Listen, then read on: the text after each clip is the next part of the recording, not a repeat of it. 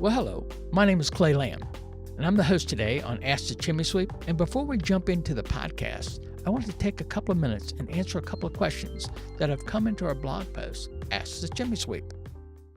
Looking in our bag of questions today, I have a listener who has a problem with waterproofing. Looks like their chimney is leaking. They're kind of wondering what they could do to fix that water from coming through.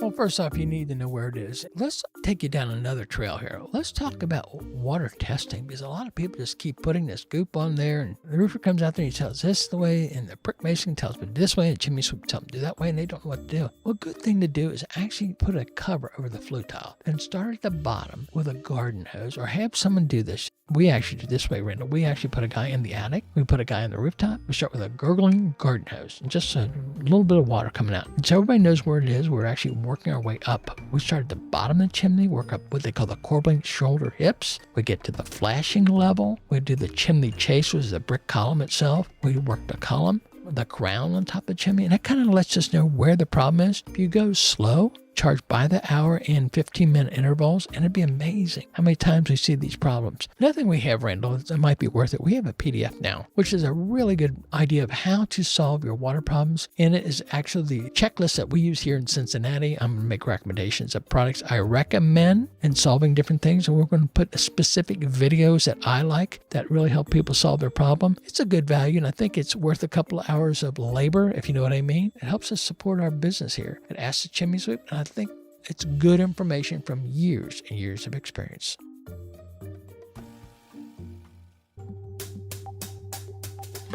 Welcome to Ask the Chimney Sweep, and I'm on my way down to Virginia Beach to see my friend Jim Brewer. We're going to have a good conversation. I think you're going to enjoy this podcast, so stay tuned. Do you remember what we did the last time I was down here? Well, I know we went skydiving. We can always do that again.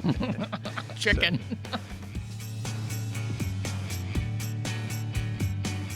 Well, hello, Jim. How are you today, buddy? I'm doing good, Clay. How are you? I just realized we did a podcast a little while ago on direct vent a while back, and I think we talked about safety the first time. But I want to go into that special creature. I love them a lot, direct vent inserts. So let's talk to the homeowners about those things. Well, thanks for having me on Ask the Chimney Sweep. It's always a pleasure. Direct vent inserts are a great way to add a heat source to your home for zone heating. A room or a couple of rooms can really benefit from it. With direct vent, you don't have to worry about contaminating the indoor environment, because by definition, direct vent appliances bring all of their combustion air in from the outdoors, and they exhaust all their combustion products back to the outdoors. So it's not like a vent-free product that dumps them into your living space. Okay, so just want to make sure our homeowners understand that what we're talking about is direct vents here. And Jim's saying that all the air has to be brought in from the outside. It can be pulled in from the back wall of the fireplace or from down the chimney top itself, correct? Yeah, and there's a couple of different ways they can be installed, but all direct vent units have two pathways to the outdoors. One is incoming air and one is outgoing exhaust. That's called a collinear piping? Yeah, well, it can be done collinear or coaxial. Coaxial is a pipe within a pipe. Okay. And collinear is two separate pipes. Glad you clarified that. Yeah, two different ways to do it. With inserts, it's almost always done with the collinear installation method, which two separate pipes, flexible pipe from the appliance to the chimney top. I want to say something here, Jim. I remember years ago, one of the guys was putting one in. He kept crossing over the two pipes. He couldn't keep them separate. I said, come on, all you have to do is put the same color on the same pipe. When you get at the bottom, you'll know which one's which when it goes on top of the unit. He said, he had a hard time keeping those separate because they'd always get twisted up. I said, it's not that difficult. Just mark them before you get them down the chimney. We do that here in our company. We'll put some metal foil tape around the exhaust pipe. Okay. That's just kind of our thing. The one with the metal foil tape is the exhaust pipe. Okay, good. Again, we're speaking to homeowners as well as contractors. Well, my contractor friends, I think you might know Jim Brewer. He is with the National Chimney Sweeps Guild. He sits on the CSIA board. He sits on a number of certification programs. He sits on NPA 54, which is a code writing body. And he's been doing this for 39 years, Jim? 39 years, yeah. I don't know how you could have done that just, you're like 51 right now? No, I'm a little older than that, but actually, Clay, I actually got started in this business. I think I was 19. Is that right? When I was 18, I got hired by the fire department, and that was back in the heyday of solid fuel installations, chimney fires all over the place. Solid fuel means wood burning. Yeah. And all firefighters work a part-time job. I thought there might be something to solving the chimney fire problem. I started my chimney sweep business, never expecting it to be anything more than a part-time job. And how many trucks are you running right now down here in Virginia Beach? This is warm down here. You shouldn't have to have fireplaces. We do a lot, about 8 crews now. Awesome. We stay pretty busy. I enjoy this business. I really enjoy the feeling of making people's homes safer for their fireplace and helping them enjoy having a fire in their home.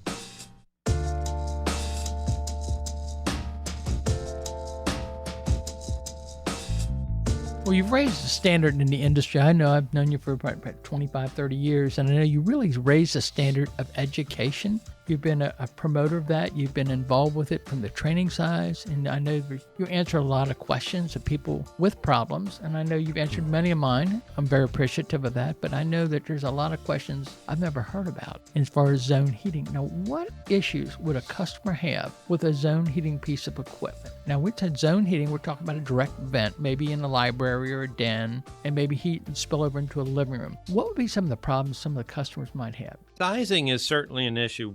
Zone heating means we're heating an area. Like, it could be one room, or if you have a room that's relatively open to other rooms, then that heat will naturally flow into there. But it's not ducted to remote areas of the home. So it's just got to flow naturally. And it obviously can't do that if you have barriers or walls in place. Probably the biggest problem customers run into is letting a salesman sell them something that's too big for their space. Too big instead of too small. Yeah, because too big, then you can't enjoy it. You can't operate it. You can't let it run if it's producing more heat than the space can handle. Well, how long should a unit be able to run, Jim? Can you run them all day? That's one of the beauties of direct vent is there's no impact on the indoor environment, so they're safe to use 24/7 if you choose to do so. Most of these units are set up now to be a secondary source of heat, and most of them will operate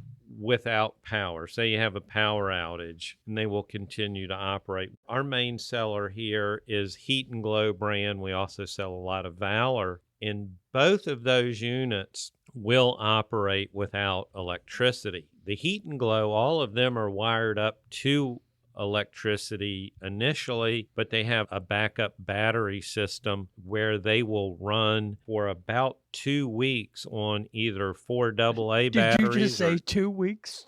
Yeah, 2 weeks. The unit will run on either 4 AAs or 2 D-cell batteries, depending on unit type. If you have a ice storm that takes the power out, everybody can kind of move into the living room and camp out in the living room until your power comes back on. At least you won't be freezing to death. Did you hear about that, folks, up in New England? When you have that storm and all the lines are down and you're crying, it's cold in here, you could have invested in a direct vent heating system and had heat until that power comes on.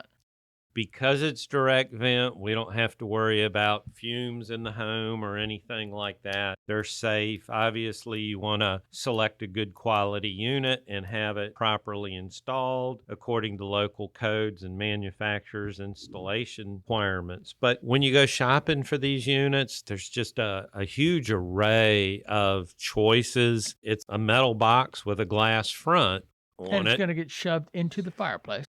And yet we're going to put it up in the fireplace. But the manufacturers are pretty creative about the appearance of them. Lots of different fronts to choose from, lots of different color options, and even different options about what's inside the unit as well. Are you talking about that media, what's inside of it, Jim? Exactly. Okay. The traditional look is logs. It looks like a wood fire burning. Okay. But we have choices now of rocks, glass beads, broken glass, cannonballs. Cannonballs? Are you serious? One manufacturer's got a unit they look like black balls about the size of a tennis ball, Is that just right? kind of stacked up in there like a pyramid. Looks like cannonballs to me, little cannonballs.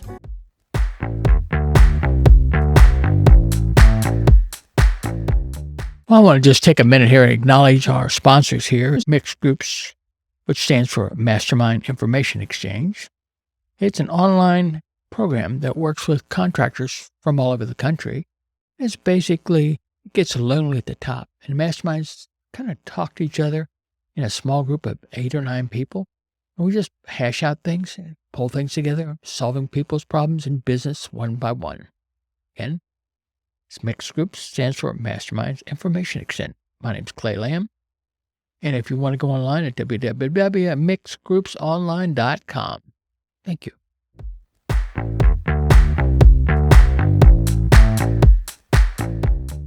The HPBA this year down in Atlanta, it was an unbelievable show for me. It was my first time to walk that show. I was shocked at the different things that were available for fireplaces and outdoor cooking. That's a great show, Clay, and it's an opportunity to see everything that's in the business and available. That's the annual show for hearth appliance dealers to come see the latest and greatest from the manufacturers and make their buying decisions, what they want to put in their showrooms. All right, Jim, now we're going to go back to more of this direct vent unit, but I want to talk to guests why you were down at the show. You have a special reason why you were down. Why don't you unload that for us? I was there, another business that I'm a part of called Servant Franchising. Myself and 3 other leading guys from the chimney industry have started a franchise opportunity for chimney service companies called Servant. We were there, talking to people, letting them know about our opportunity. My role there with Servant is I'm their director of training. You, of all people, director of training? Yeah, imagine that. Jim's doing some more training. Yeah,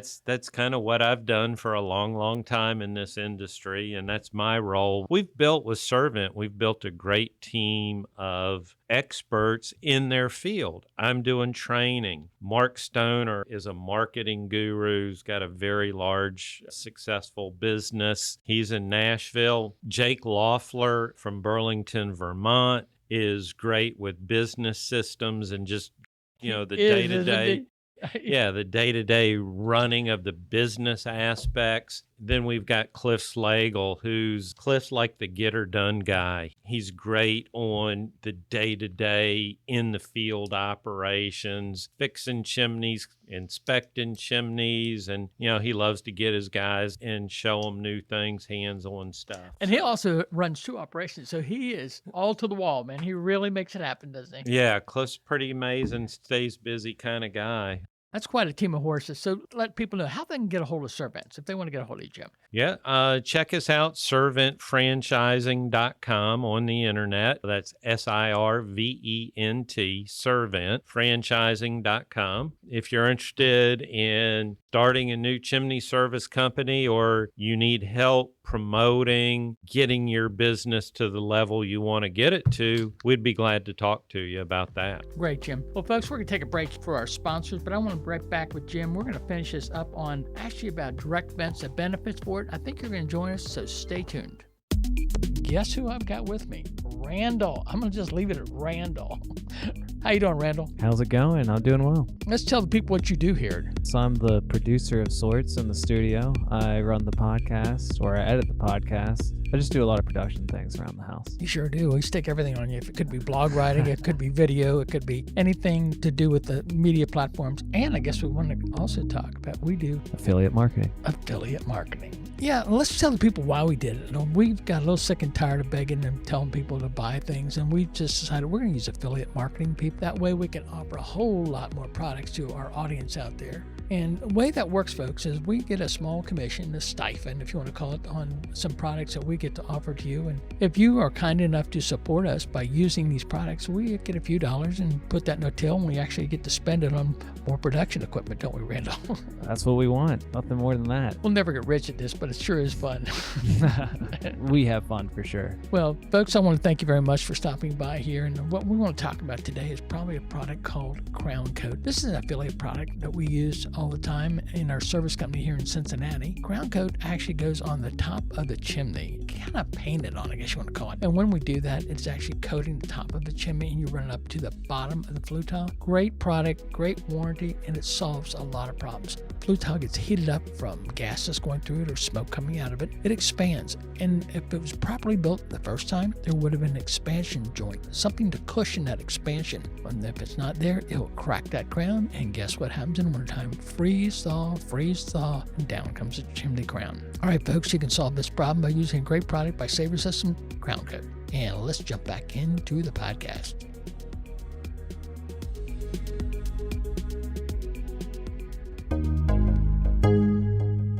I'm Clay Lamb. I'm the host of Ask the Chimney Sweep, and I'm here with my friend, Jim Brewer. I ended up down in beautiful, beautiful Chesapeake, Virginia. Beautiful day, and we were having a good time. I kind of captured Jim, put him in his training room, and he is just having a ball taking me to class here today. We've done a few podcasts. We're going to do a couple videos, and we're going to offer up some really good information. If you want to, just go on to Ask the Chimney Sweep. We have it on the videos. We have a few blogs coming up, and we have a lot of 2-minute YouTube videos on our channel. Join us on the podcast, and anything we can offer you as far as Ask the Chimney Sweep, I think as a contractor or homeowner, you're going to be pleasantly surprised. You're going to go to the top pretty doggone quick with some of the best trainers in the country. Jim, welcome back. All right, Clay, thanks for having me. Yeah, and welcome to Virginia Beach. You Awesome. Picked a great day to be here. We've got one of those top 10 days here in Virginia Beach. Do you remember what we did the last time I was down here? I know we went skydiving That's one right, of the brother. times you've been here. So, yeah, if you get a hankering, we can always do that again. Oh, I'm going to cry. My double knee replacements won't allow me, Jim.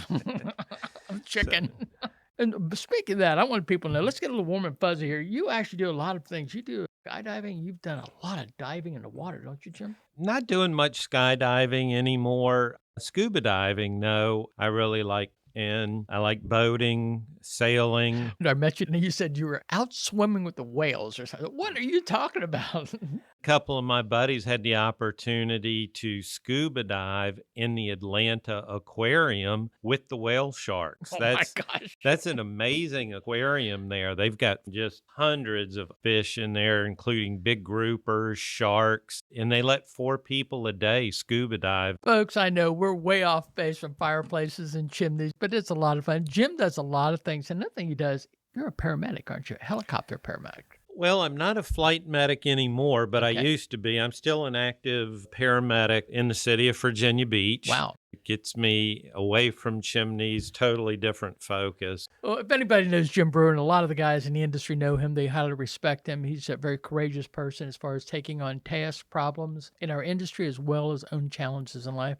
And Jim, I want to jump back into this conversation with direct vent gas fireplaces. Let's talk about the small units, the old ones in his 1885 homes. What does a guy do? The chimney's kind of falling apart. It's going to cost him 20 grand to reline this thing and do the smoke chamber. And he says, I want just to be able to turn it on and have a fire in my fireplace. What would you recommend? Direct vent inserts can be a great alternative for an old fireplace system that needs some major repairs. The insert, it's kind of a self-contained box. You attach the liner system to it, and it's a great opportunity to upgrade the fireplace. We can typically install the insert and the required liners less expensively than maybe all the masonry repairs that would be required to upgrade this for a wood burning application. And we have a lot of old homes in the area. If you know your history, the first landing cross is right here in Virginia Beach, where settlers first arrived in America. So we've got some old stuff. Is that on the James River? Brewer? Well, Jamestown is about 40 miles upriver from here, and that was the first permanent settlement. Okay. But right here in Virginia Beach, about 8 miles from where we're sitting now, Clay, on the coast, is the first landing cross. And that's You and I went out there one night.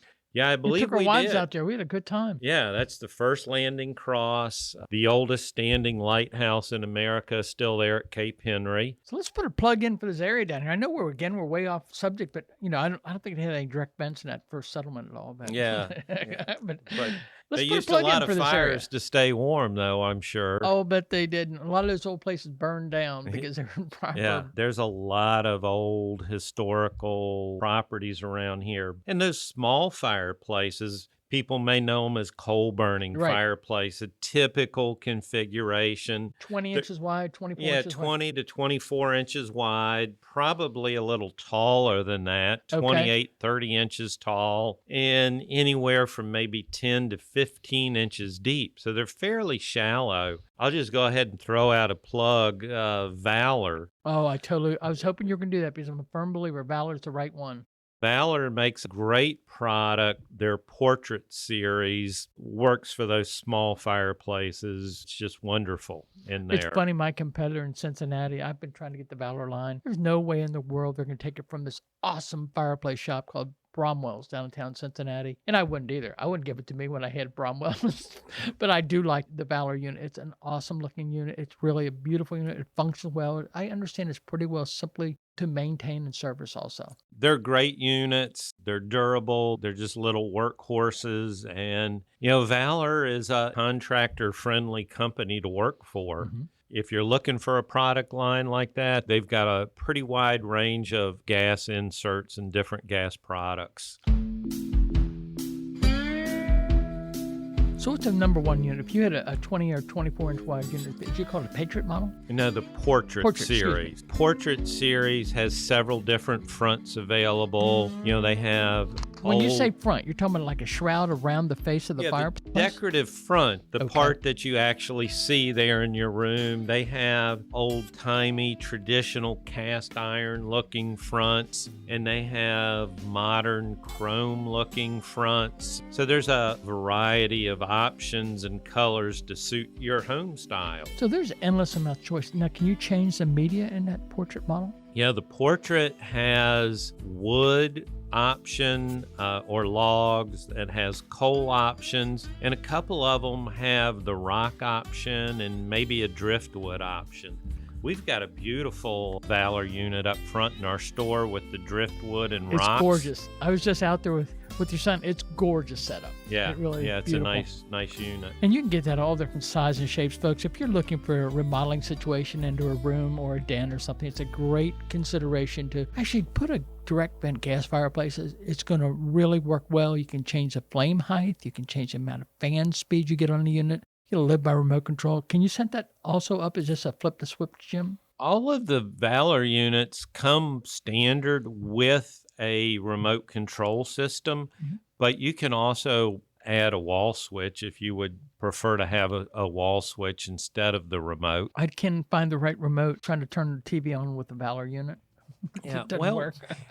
they have a remote. It can be wall mounted. So Okay. you just take the remote and wall mount it if you prefer it that way so you don't lose it. And a couple of fireplace manufacturers are actually adopting that approach so people don't get the remotes confused. I know I have too many in my house. I know.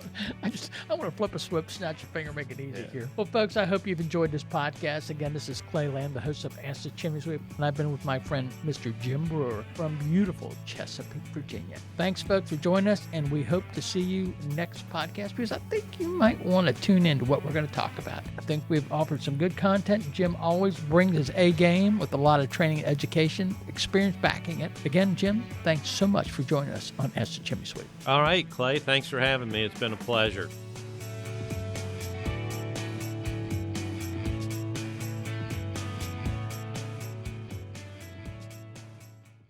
Thanks so much for stopping by. Please like and subscribe to Ask the Chimney Sweep for more quality content like this, or check out the link below for one-on-one and group coaching through Mix Mastermind groups. And remember, it's always a great day for learning.